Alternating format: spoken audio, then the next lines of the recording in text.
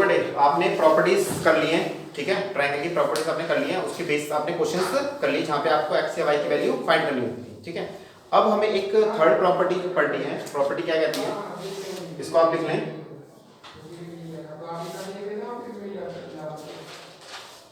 Property कहती है आपसे कि sum of any two side is greater than third side. इसका मतलब क्या हुआ, एक ट्रायंगल जब होता है, इस ट्रायंगल में कितने साइड्स होते हैं, 3। तो किसी भी दो साइड, इनकी लेंथ होती है कुछ, मान लो इसकी लेंथ है a, इसका लेंथ है b और इसका लेंथ क्या है c। तो आप किसी भी दो साइड को ऐड करो, किसी भी, ठीक है, सम ऑफ एनी टू साइड्स, किसी भी दो साइड को ऐड करो। मानो मैं a और b को ऐड कर रहा हूँ, जब मैं इन दोनों को ऐड कर रहा हूँ, इस ग्रेटर देन, इनका जो ऐड होगा वो हमेशा ग्रेटर होगा, बड़ा होगा, किससे, थर्ड साइड से। थर्ड साइड से, थर्ड साइड क्या है इसके अंदर, c। क्लियर है? तुम चाहे a और b को ऐड करो, अगली बार में b और c को ऐड कर लो, b प्लस में c, तो ये जो है किससे ग्रेटर होगा, थर्ड साइड क्या है फिर इसमें a। तुम चाहो तो c और a को भी ऐड कर सकते हो, तो थर्ड साइड क्या बचा, c और a को ऐड कर लिया तुमने, तो ये ग्रेटर किसका होगा, b से। Sum of length of any two side, तो किसी भी ट्रायंगल के किसी भी दो साइड के लेंथ को क्या आप क्या कर सकते हो, ऐड करो, और ऐड करने पे क्या होगा, वो थर्ड साइड से बड़ा होगा, ठीक है। चलिए, इसी प्रॉपर्टी का हमें कहाँ यूज करना है, इस क्वेश्चन में और इस क्वेश्चन में। आपसे पूछा गया है क्वेश्चन के अंदर, determine whether a triangle can have sides this and this. कह रहे कि एक ट्रायंगल है, उसमें 3 साइड है, क्या इन तीनों साइड से हम ट्रायंगल बना सकते हैं या नहीं बना सकते। ऐसा नहीं कि 3 साइड है तो हमेशा क्या, 3 अगर साइड्स हैं तो हमेशा से ट्रायंगल बनेगा। एक मैं आपको एग्जांपल दिखाता हूं, देखो, अगर मान लो ये 3 साइड है, क्या ट्रायंगल बन रहा है भाई। इसकी ये फर्स्ट साइड ये है, सेकंड साइड ये है, और थर्ड साइड कौन सी थी, ये थी। तो इस वाले पॉइंट को तो यहाँ टच करना चाहिए था ना, लेकिन इसकी लंबाई इतनी है नहीं कि वो कहाँ तक जाए। ये अगर इसको आप इस तरफ खींचोगे तो ये यहाँ तक जाएगा, इससे आगे बढ़ेगा नहीं। तो क्या 3 साइड होने के बावजूद ये ट्रायंगल बन सकता है, नहीं बन सकता, क्योंकि तीसरे वाले की लेंथ यहाँ तक पहुँच नहीं रही है। यही चीज हमें शो करनी है, अगर ये 3 साइड्स हैं तो क्या इन तीनों साइड से ट्रायंगल बनना पॉसिबल है और पॉसिबल नहीं है, ठीक है। तो ये हम लोग इस प्रॉपर्टी से करके देखेंगे, ठीक है। पहले आप इतना उतार लो, फिर हम करते हैं, ठीक है बेटे। सो आपने प्रॉपर्टी उतार लिया आपने, सो हम इसी प्रॉपर्टी को यूज कहाँ करेंगे, इस क्वेश्चन पे करेंगे, और हम ये देखेंगे कि क्या इन 3 साइड से ट्रायंगल पॉसिबल है या ट्रायंगल पॉसिबल नहीं है। तो हमें क्या करना है, पहले हम इन दोनों साइड को ऐड करते हैं। 4 + 6 इज ग्रेटर देन 8। क्या ये बात ट्रू है? 4 6 और 4 कितना होता है, 10 जो है वो 8 से बड़ा होता है छोटा होता है, बड़ा होता है, बिल्कुल सही है।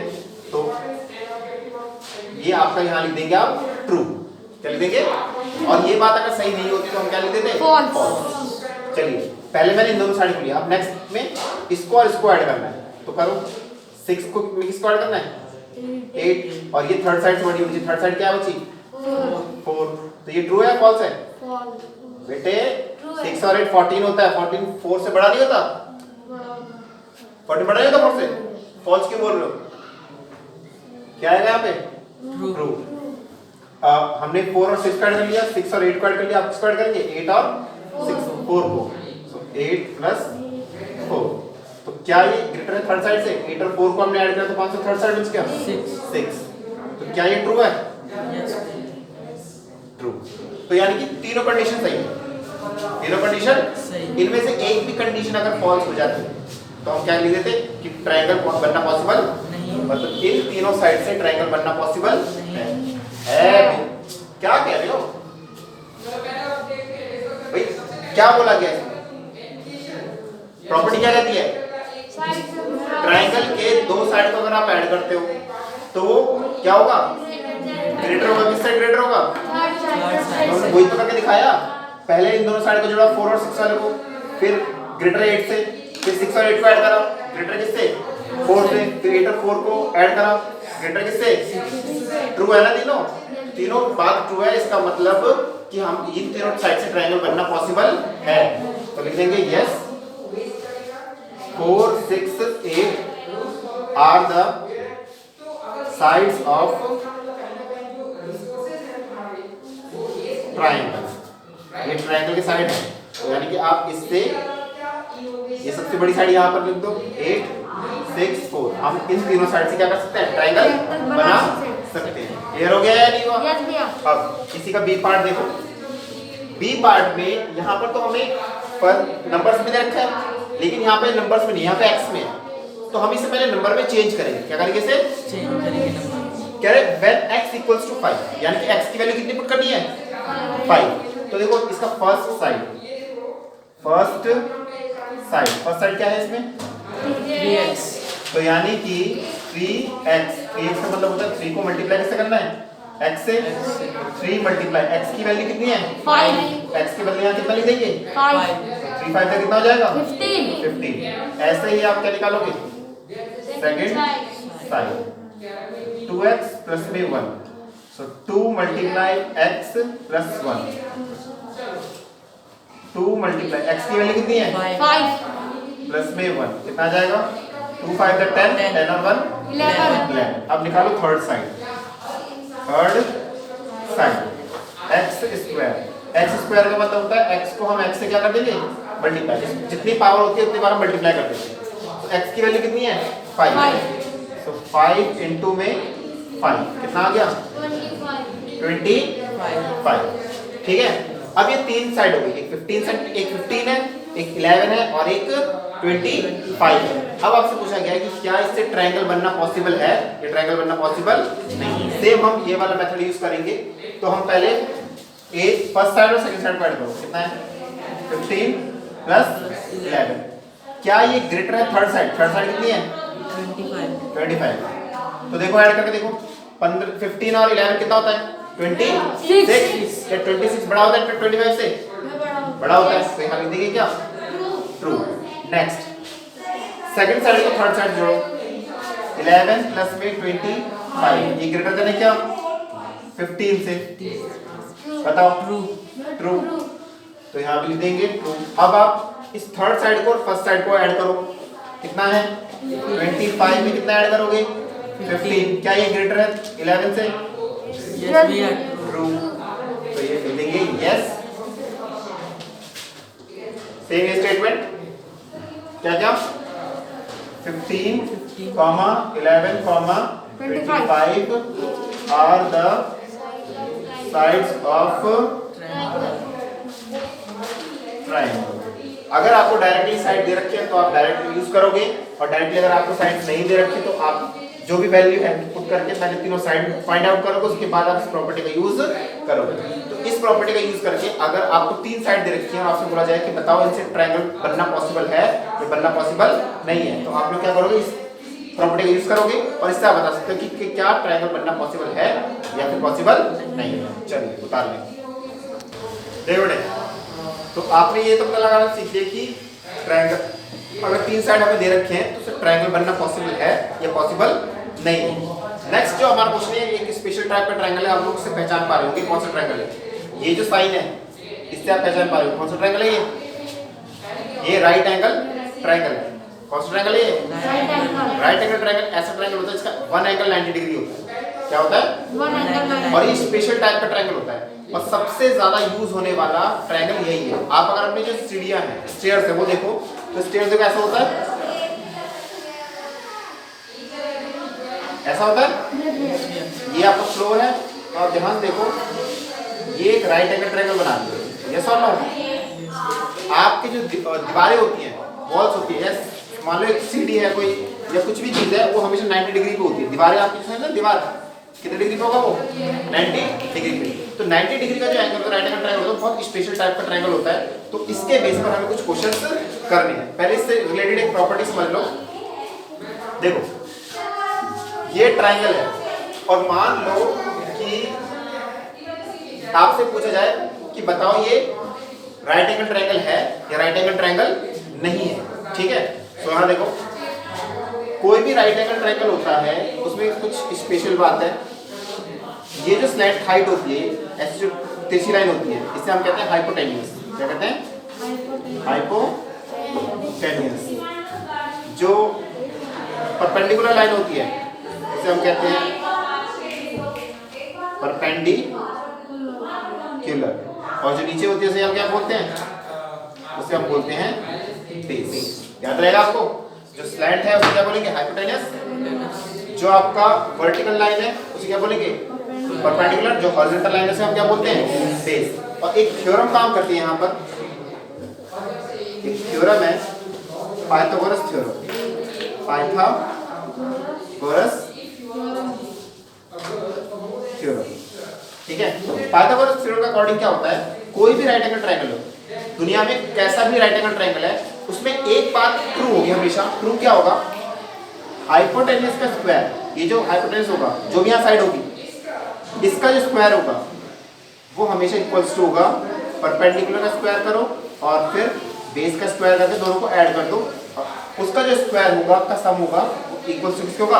हाइपोटेन्यूस के स्क्वायर होगा। हर बार ऐसा ही होगा कोई भी राइट एंगल ट्रायंगल। अगर राइट एंगल ट्रायंगल है तो ये प्रॉपर्टी क्या होगी? ये थ्योरम क्या होगा? ट्रू होगा किसी भी राइट एंगल ट्रायंगल के लिए। याद रहेगा आप लोगों को? क्या हाइपोटेन्यूस का स्क्वायर किसके इक्वल होगा? परपेंडिकुलर का स्क्वायर प्लस बेस का स्क्वायर। कोई दिक्कत नहीं? कितना उतार लें पहले फटाफट। तो बेटा आपको थ्योरम समझ में आ गई है? उस थ्योरम को हम लोग यहाँ पुट करके देंगे कि ये ट्रायंगल राइट एंगल ट्रायंगल है या राइट एंगल ट्रायंगल नहीं है, ठीक है? सो राइट एंगल ट्रायंगल क्या कहता है कि जो स्लैंट हाइट होगी ये आपकी क्या होती है? हाइपोटेन्यूस। ये आपका क्या होगा? परपेंडिकुलर। और ये आपका क्या होगा? बेस। तो पहले हाइपोटेन्यूस का स्क्वायर करो, तो करते हैं। हाइपोटेन्यूस कितना है? 5 है। 5 का स्क्वायर करो, कितना आएगा? 25। फिर परपेंडिकुलर का स्क्वायर करो, ये परपेंडिकुलर है, कितना है ये? 4 का स्क्वायर करो, 16। फिर बेस है, बेस का स्क्वायर करो, 3 का स्क्वायर, कितना जाएगा? 9। और अगर ये राइट एंगल ट्रायंगल है तो उसके अकॉर्डिंग क्या कहलाता है? पाइथागोरस थ्योरम क्या कहती है कि हाइपोटेन्यूस का स्क्वायर जो होगा, ये जो है कितना है? ये किसके इक्वल होगा? बेस के स्क्वायर प्लस परपेंडिकुलर का स्क्वायर। तो एक काम करो, पहले परपेंडिकुलर का स्क्वायर और बेस का स्क्वायर निकालो। तो ये कितना आएगा? परपेंडिकुलर का स्क्वायर कितना है? 16। बेस का स्क्वायर कितना है? 9। दोनों को ऐड करो, 25। तो क्या परपेंडिकुलर का स्क्वायर और बेस का स्क्वायर जब हमने करा, ऐड करा, तो क्या वो हाइपोटेन्यूस के स्क्वायर के बराबर है? है? हाँ, यस और नो? तो हम लिख देंगे सिंस, क्योंकि h स्क्वायर, ये जो h स्क्वायर है 25 है, किसके इक्वल है? परपेंडिकुलर के स्क्वायर प्लस में बेस के स्क्वायर। देयरफॉर 5, 4, ये लिख लेना, triangle is right angle triangle. ये जो ट्रायंगल है कैसा एंगल है? कैसा ट्रायंगल है? Right angle triangle. ये राइट एंगल ट्रायंगल है। क्लियर हो गया या नहीं हुआ?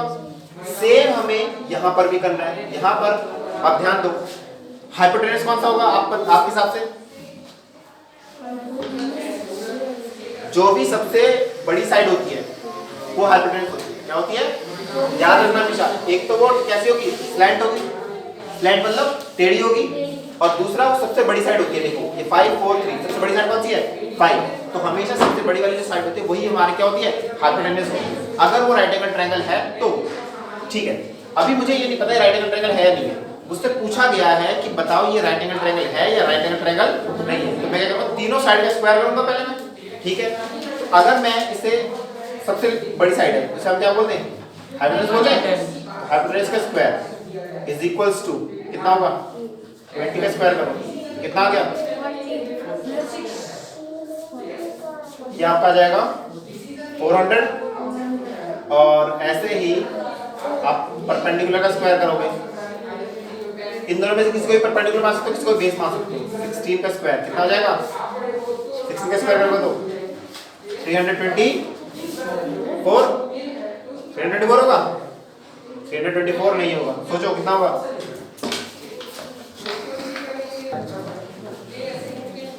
कितना होगा यहाँ पे 256। बेस का स्क्वायर, बेस कितना है 12 है, इसका स्क्वायर करेंगे तो कितना हो जाएगा ये 144। अब आप क्या करोगे, परपेंडिकुलर का स्क्वायर प्लस में बेस का स्क्वायर, तो परपेंडिकुलर और बेस का परपेंडिकुलर कितना है 256 प्लस में बेस कितना है 144, दोनों का ऐड करो कितना आया 6 और 4 10 का 0 कैरी 1 400 आ गया नहीं आया, यानी कि हाइपोटेनस का स्क्वायर इसके इक्वल है परपेंडिकुलर का स्क्वायर प्लस में बेस के स्क्वायर में, तो आप लिखोगे since h square equals to p square plus में b square, therefore triangle is right angle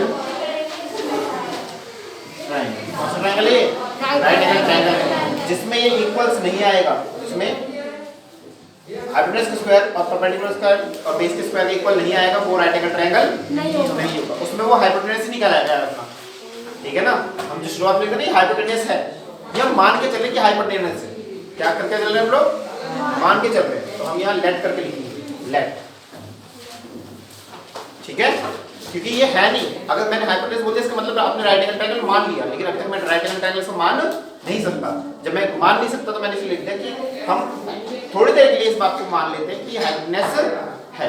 clear है, चलिए नेक्स्ट आप इसका देखें, यहां पर आपसे सपोज करो इस क्वेश्चन में क्या करो, इसको करते हैं पहले हम लोग, इस वाले को देखो, यहां पर आप ये राइट एंगल ट्रायंगल है, ये सर नो, ठीक है, यहां पर आपसे बोल रखा है राइट एंगल, फाइंड क्या करना है x, if triangle is equation है राइट एंगल्ड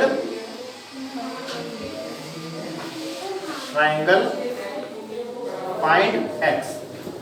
यहां पर राइट एंगल ट्रायंगल था नहीं, यहां पर आपको पता करना था कि राइट एंगल ट्रायंगल है या राइट एंगल ट्रायंगल नहीं है। यहां पर आपको बोला गया ये राइट एंगल ट्रायंगल है ऑलरेडी, और ये साइन आपको दिया जाएगा, तो याद रखना जहां पर से राइट एंगल साइन होता है उसके सामने वाली जो साइड होती है ये हमेशा परपेंडिकुलर होती है, क्या कहलाती है ये, और ये जो है आपका क्या हो गया, सॉरी परपेंडिकुलर नहीं हाइपोटेन्यूस, ये आपका परपेंडिकुलर हो गया, और ये जो चीज है क्या हो गया बेस।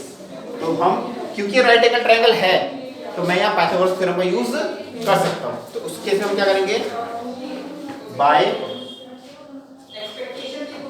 Pythagoras theorem.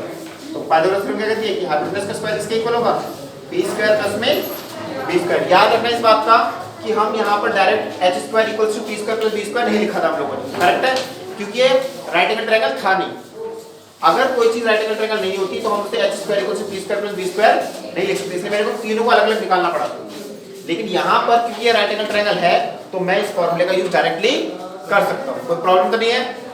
अब मुझे बताओ हाइपोटेनस कितना है इसका 16, तो 16 का स्क्वायर, परपेंडिकुलर कितना है इसका 8 का स्क्वायर, और बेस कितना है इसका x का स्क्वायर।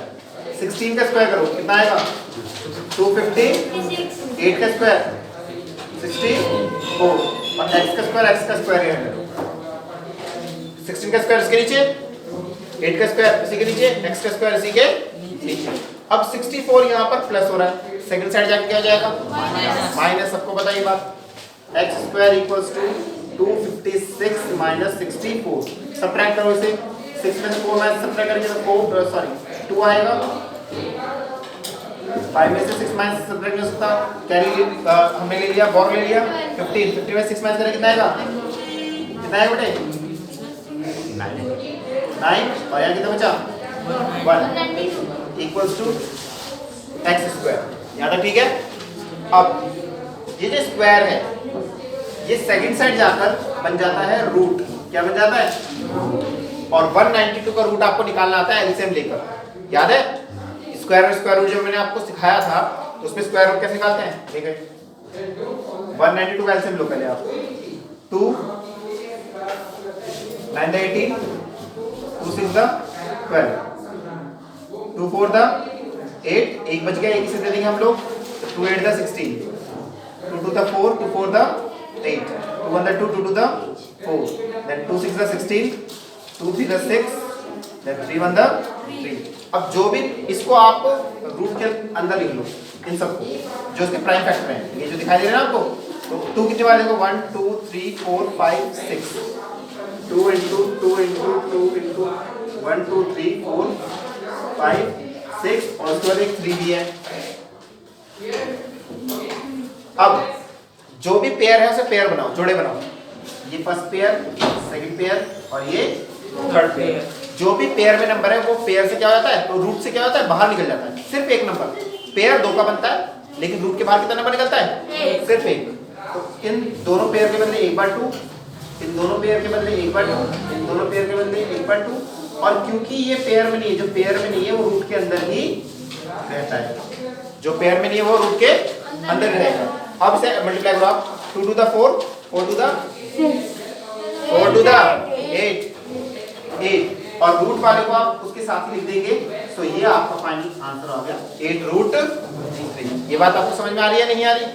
सिंपल तरीका है। पहले आप कभी भी आपको बोला राइट एंगल ट्रायंगल, उसके 3 साइड में से 2 साइड आपको दे रखी है और थर्ड साइड आपको क्या करनी है, अगर फाइंड करनी है। पहले पाइथागोरस थ्योरम लिखो, फॉर्मूला लिखो, थ्योरम जो भी है पाइथागोरस की, उसके बाद जो जो आपको गिवन है उसके नीचे नीचे उतार देंगे, जो उतार दिया।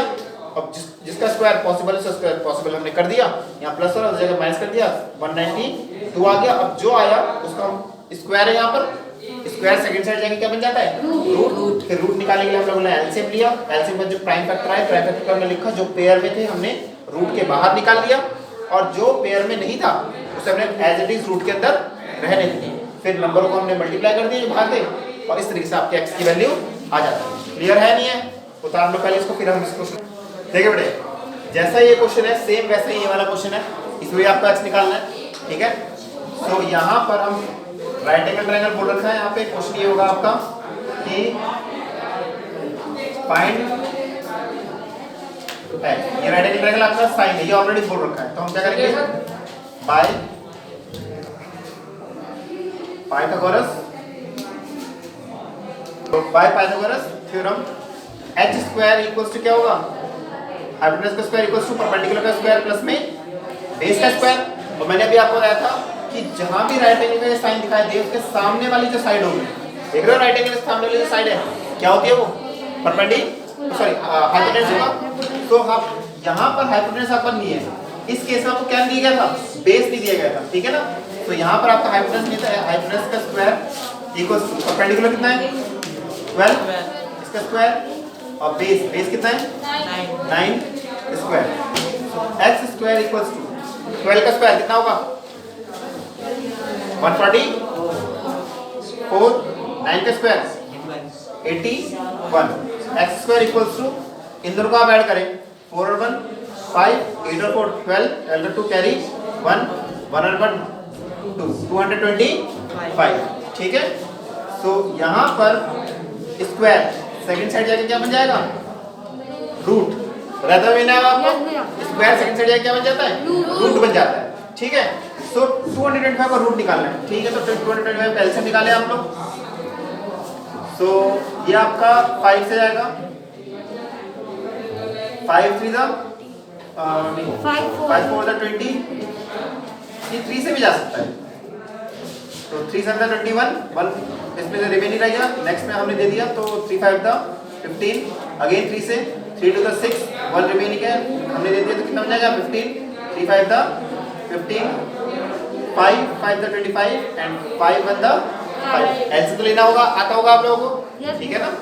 चलिए, सो x इक्वल्स टू यहाँ पे 225 के बदले आप क्या करोगे, ये प्राइम नंबर्स हैं इन्हें लिखेंगे, तो लिखो 3 into 3 into 5 into 5। और मैंने कहा था जो भी पेयर में होगा वो रूट से बाहर निकल जाएगा एक, और पेयर में जो नहीं है वो रूट के अंदर ही रहेगा। जैसे लास्ट जो क्वेश्चन करता उसमें रूट 3 रह गया था, है ना।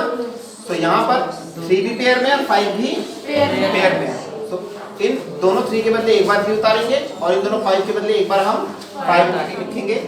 सो x इक्वल्स टू 3 5 द 50। तो यानी कि जो इसका हाइपोटेनस है उसकी वैल्यू कितनी आ गई, 15 आ गई। क्लियर हो गया आप लोगों को? सो आप लोगों को समझ में आया किस तरीके से हम लोग राइट एंगल ट्रायंगल का पता करते हैं कि राइट एंगल ट्रायंगल है या नहीं है, और अगर राइट एंगल ट्रायंगल है, अगर बोला गया क्वेश्चन में, तो उस केस में हम साइड निकालने का जो तरीका है वो कैसे निकालते हैं, पाइथागोरस थ्योरम। आज हम यहीं तक करेंगे, नेक्स्ट क्लास में फिर आप जो लास्ट एक टॉपिक बचा वो हम कंप्लीट करेंगे।